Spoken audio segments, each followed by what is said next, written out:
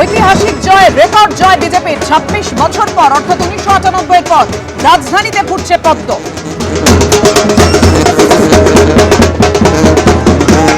আমি এখানেই রবীন্দ্রনাথ বাবুর কাছে আসবো। রবীন্দ্রনাথ বাবু, নিশ্চয়ই আপনার মনে থাকবে, একটু মনে করিয়ে দিই, 2020-তে আম আদমি পার্টির প্রধান যিনি পরাজিত হয়েছেন নয়াদিল্লির বিধানসভা কেন্দ্র থেকে, সেই অরবিন্দ কেজরিওয়াল, তিনি বলেছিলেন যে যমুনাকে যদি সাফ করতে না পারি তাহলে মানুষই আমাদের সাফ করে দেবে। তাই তো দেখা গেল।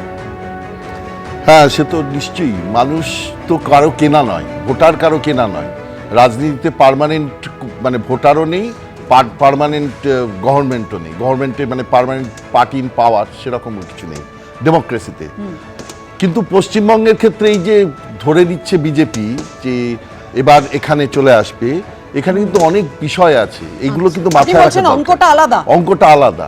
প্রথম একটা ব্যাপার, মমতা বন্দ্যোপাধ্যায়ের মুখ, এটা কিন্তু ভীষণ ইম্পর্ট্যান্ট।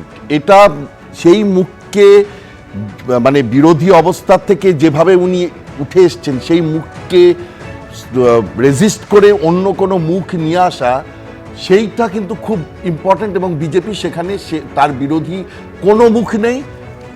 ওরা মোদি 22 বার এসেছিলেন, আপনি বলছেন 2025-এ কেজরিবাই, 2026-এ মমতা বাই, যেটা বিজেপির রাজ্য বিজেপি নেতারা বলছেন সেটা সত্যি নয়। মানে এখন পর্যন্ত মুশকিল, এইটুকু আমি বলতে পারি। কেন মুশকিল? আরো একটা কারণ, সংখ্যালঘু ভোট দিয়ে কিছু হয় না। মমতা বন্দ্যোপাধ্যায় সংখ্যালঘু ভোট পাচ্ছেন পুরো মাত্র। একটু আগেই তো শুনলেন শুভেন্দু অধিকারী বললেন সংখ্যালঘু ভোটের তোয়াক্কা করেন না, কিন্তু বাংলা ও বাঙালি অস্মিতাকে উনি তুলে ধরেছেন, বাঙালি আইডেন্টিটিকে, মানে বাংলা এই ব্যাপারটা, জয় বাংলা এই ব্যাপারটা, স্লোগানটা নিয়ে এসছেন। সেটা ভুল ঠিক যে জায়গায় আসুক, কিন্তু এই বাঙালি অস্মিতাকে উনি তুলে ধরছেন। এই বাঙালি অস্মিতাকে ওই বাইরের কোনো হিন্দিভাষী লোক এসে এটাকে কাটাতে পারবে না।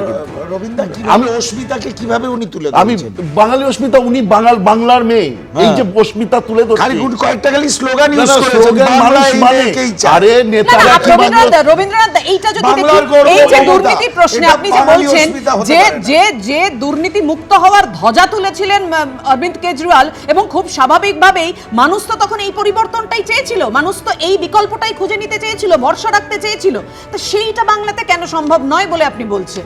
সম্ভব নয় তার কারণ, এক তো তিনটে মমতা বন্দ্যোপাধ্যায়ের মুখ, সংখ্যালঘু ভোট এবং তার সঙ্গে বাঙালি অস্মিতাকে সুন্দরভাবে সুচারুভাবে তুলে ধরা।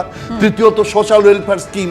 আপনি যেভাবে সোশ্যাল ওয়েলফেয়ার স্কিম আছে, এবং লক্ষ্মীর ভান্ডার থেকে আরম্ভ করে মানুষ হই হই রই রই করে সব লক্ষ্মীর ভান্ডার নিচ্ছে, মানুষ হই হই রই রই করে এই যে মানে দুর্নীতির কথা ভুলে গিয়ে, চুরির কথা ভুলে গিয়ে, এত সত্ত্বেও মমতা বন্দ্যোপাধ্যায় আবাস যোজনা রাজ্য সরকারের টাকা থেকে। আসবো আপনার কাছে, অর্ণবের কাছে আমার আসতেই হবে রিঅ্যাকশন নিতে, কিন্তু তার আগে আপনাদের দেখাবো দিল্লি জয়ের পর বিজেপির কলকাতা দপ্তরে দেখুন উৎসবের ছবি ফেসবুকে খোঁচা দিয়ে এইভাবে পোস্ট করেছে বঙ্গ বিজেপি।